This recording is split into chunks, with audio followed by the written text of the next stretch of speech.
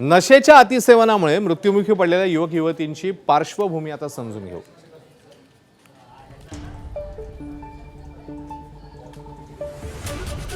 मृत्यू झालेली 24 वर्षीय तरुणी मूळची लखनौची आहे, सध्या चर्चगेटला राहत होती।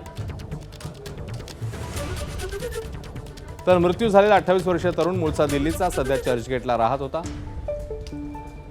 ड्रग्ज ओव्हरडोसमुळे अत्यवस्थ असलेली 25 वर्षीय तरुणी ठाण्यात राहणारी आहे। तिघे नामांकित मॅनेजमेंट कॉलेजमध्ये शिक्षण घेत होते।